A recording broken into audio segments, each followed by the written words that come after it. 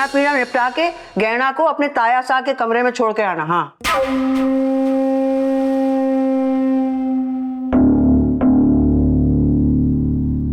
चलो ताई सा।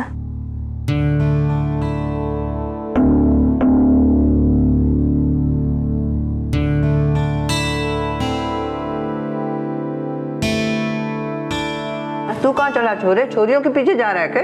उनके साथ नहीं जा रहा हूँ। अरे तू खाना छोड़ के जा रहा है? खा तो लिया।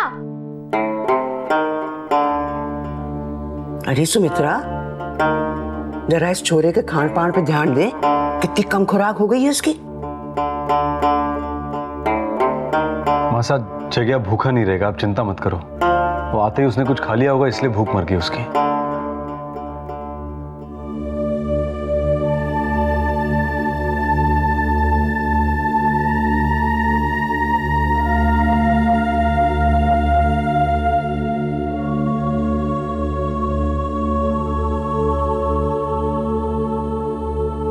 मासा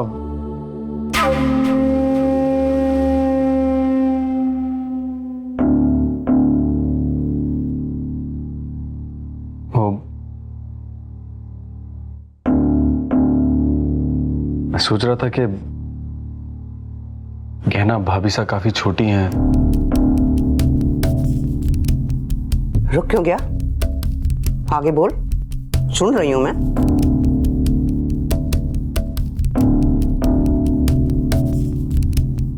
नहीं मासा, मैं उन दोनों के उम्र के अंतर की बात नहीं कर रहा हूं। मैं ये कह रहा था कि भाई साहब की पत्नी जो है वो अभी शारीरिक और मानसिक रूप से पति पत्नी के रिश्ते के लिए तैयार नहीं है।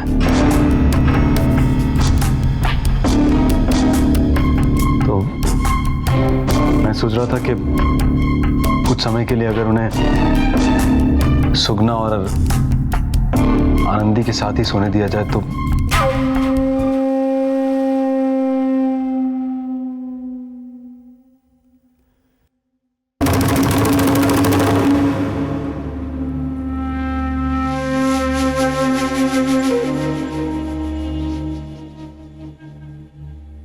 हमारे को ये समझ में नहीं आ रहा कि बसंत की घरवाली की उम्र को लेके हर एक को इतना शोर क्यों मचा रहा है। अरे पूरे 18 बरस की है छोरी, फिर तू कैसे कह रहा है भैरव शारीरिक मानसिक तैयार नहीं है? अरे कैसे तैयार नहीं है?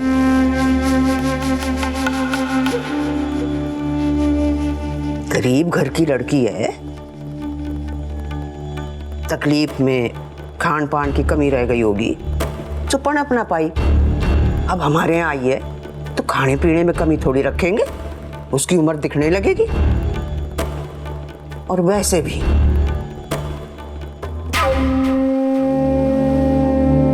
इस तरह का मेल कोई पहली बार तो ना हो रहा है इस घर में जो तू बात का बतंगड़ बना रहा है। नहीं माँ साहब, मैं तो ये बात कहना चाह रहा था कि मैं जानती हूँ, सब जानू। आजकल तू अपनी घरवाली की बात ज्यादा ही सुनने लगा है भैरव।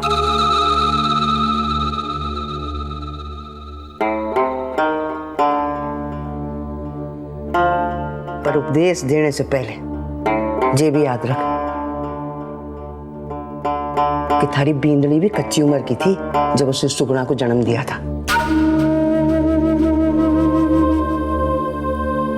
तू ना चाहे कि हमारे बसंत की बंसवेल जल्दी जल्दी आगे बढ़े, भले फूले। अब तो मेरा संदेह भी विश्वास में बदलता जा रहा है मासा। मेरी खुशी से मेरे भाई को ही तकलीफ होती है।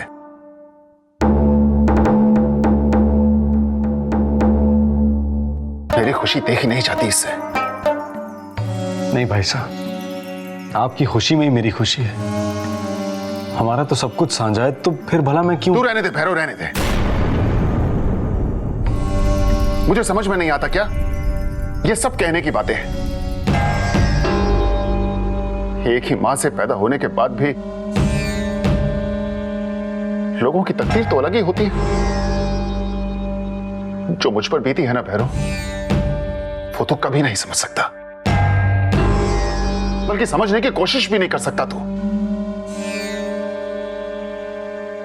लुगाई और बेटा तो मैंने खोया है। अगर यही विपदा तेरे पर पड़ी होती ना, तब तेरी बोली कुछ और होती। ऐसे प्रवचन नहीं दे रहा होता तू मुझे। नहीं भाई साहब, भगवान न करे कभी ऐसा हो, लेकिन अगर मेरे सामने ऐसी स्थिति आती तब भी मैं यही कहता।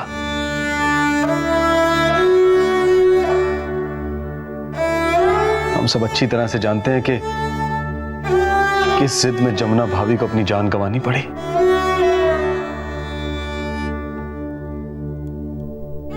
इस घर की बड़ी बहू के साथ साथ हम इस घर के चिराग को भी खो बैठे हैं।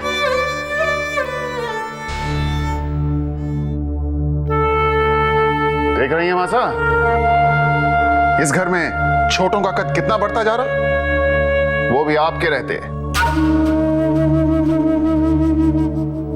आपके सामने अब ये अपनी चलाएंगे।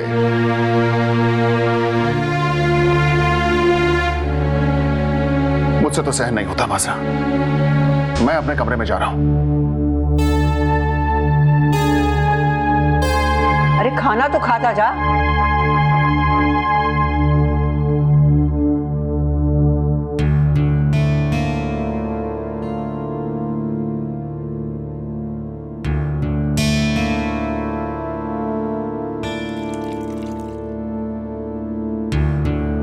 मासा, आप तो मेरे मन की बात समझ रही हैं ना। मासा, एक बार कोशिश तो कर। बस भैरो, बहुत हो गया। जिठारे छोरा छोरी का मामला ना है कि तू अपना अधिकार जताता रहे और मैं चुपचाप सुनती रहूं ना।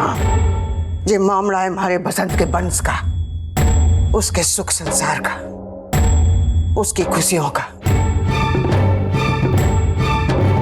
हमारे बसंत ने अपनी बात कह दी है, उसने अपना फैसला सुना दिया है और मैं अपने बसंत के साथ हूं।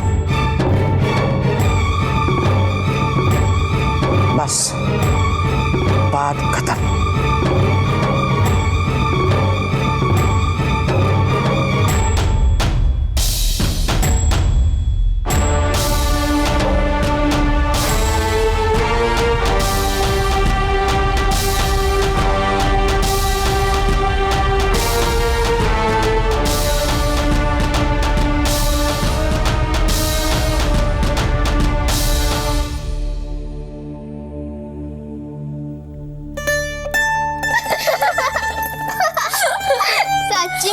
मैं एक नंबर की बुद्धू हूँ। अपने नाम की चूड़ियाँ ले आई आपके लिए। तुम भी ना भाभी, तुम्हें इतना भी नहीं पता हर हाथ का नाप अलग होता है। मैं क्या करूँ सुगना जीजी, मुझे जो अच्छी लगी वो मैं ले आई। नहीं ताई जी, अब मैं इन चूड़ियों का क्या करूँ? आप तो नहीं लेंगी ना? मैं आपके लिए इतने प्यार से ले आई थी।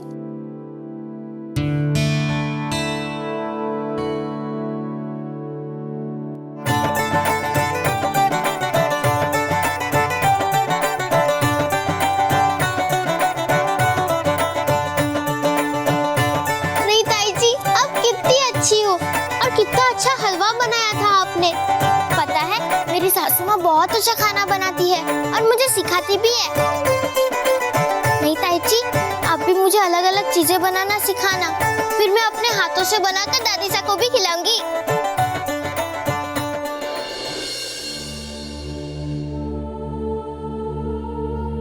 कहना चलो।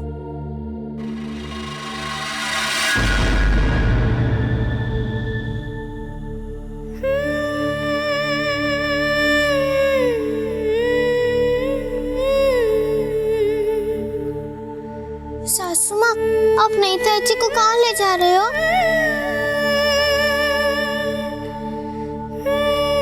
आनंदी बेटा, बहुत रात हो गई है ना, तेरी नई ताई जी को नींद आई होगी। तो क्या हुआ, वो हमारे साथ ही सो जाएंगी। आज ही तो आई है ब्याह करके इस घर में। आज अपना कमरा संभाल लेने दे, कल से सो जाएंगी हमारे साथ। जब मैं यहाँ आई थी तो आपने मुझे पहले ही दिन से अपने पास सुलाया था।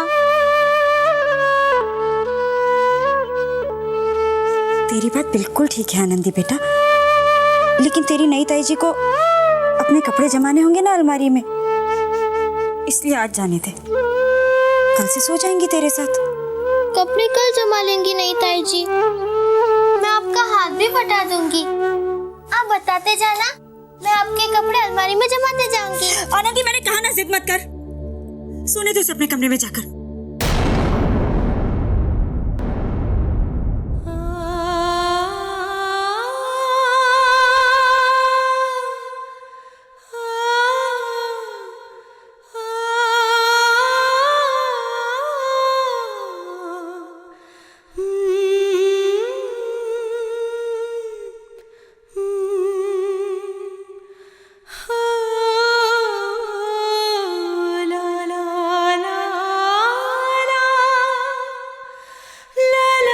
चलो कहना, मैं तुम्हें तुम्हारे कमरे तक छोड़ देती हूँ।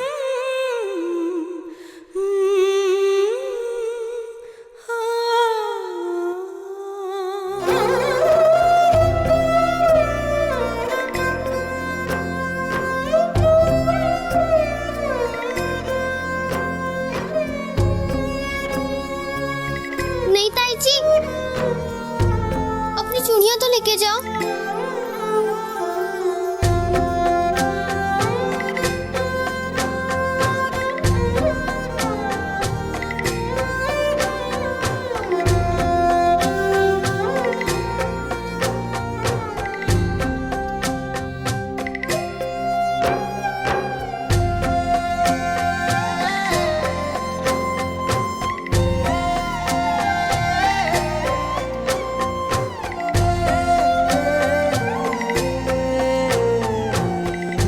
जितना बचपना है ना आनंदी में, उतनी ही सयानी भी है वो। बहुत प्यारी बच्ची है। आनंदी और सुगना के साथ तो बहुत जल्दी घुल मिल गई हो तुम। अच्छा है, नए घर में आते ही सहेलियां मिल गई।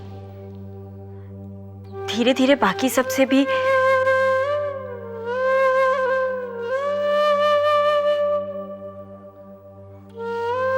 जेठ जी भी बहुत अच्छे हैं,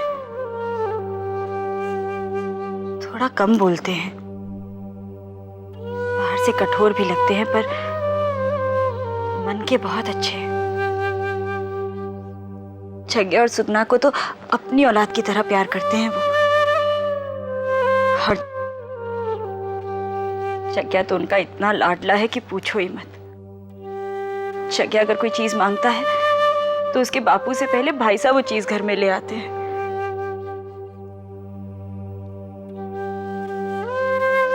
हंसी मजाक तो पहले ही नहीं करते थे भाई साहब, पर जमुना जीजी के जाने के बाद उनका स्वभाव और भी बदल गया। थोड़े गुस्सैल हो गए।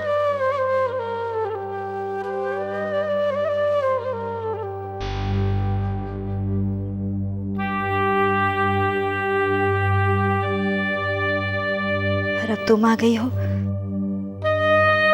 तो हम सबको पूरा विश्वास है भाई साहब के जीवन का अकेलापन दूर करके उसे फिर से सजा दूंगी।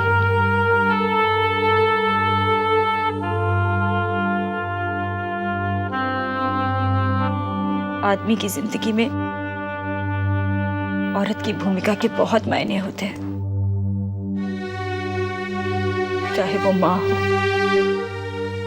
बेटी हो, बहन या पत्नी। और जिसने ये सारे रूप भली भांति निभा लिए, समझो उसका जीवन सफल हो गया। एक औरत का अपना होता ही क्या है, तो बस क्या मैं आपको जीजी बुला सकती हूँ?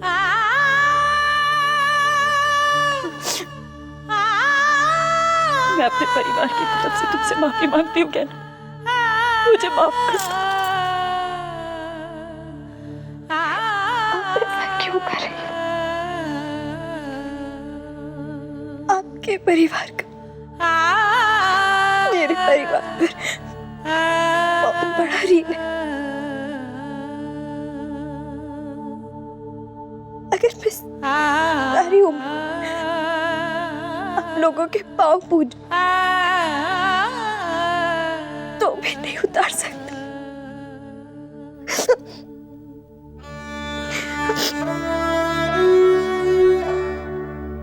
तुम्हारे मन की बात समझ सकती हूँ मैं भी गरीब घर की हूं ना, इसलिए तुम्हारा दर्द पहचानती हूँ। आपने मेरी बात का जवाब नहीं दिया। मैं आपको जीजी बुला सकती हूँ ना? ऐसा कैसे हो सकता है कहना? यहाँ अकेले में मैं तुम्हारा नाम ले रही हूँ,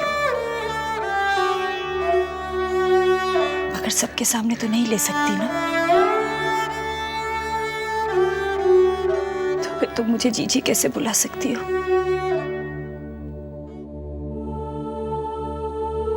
तुम जेठानी हो मेरी, कायदे से तुम मुझे तुम्हें कौन सा कायदा जीजी?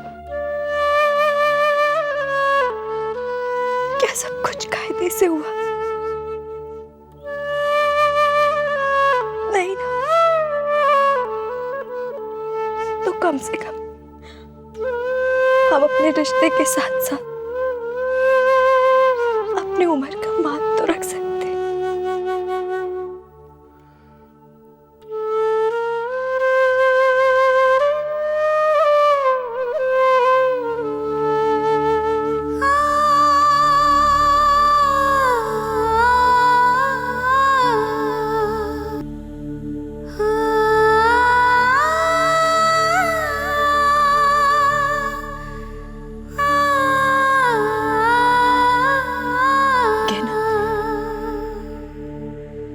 आज से सिर्फ कहने के लिए नहीं, तू मुझे अपनी जीजी ही समझ। कोई भी तकलीफ, कोई भी बात हो, बिना संकोच के अपनी इस जीजी से कह देना हो।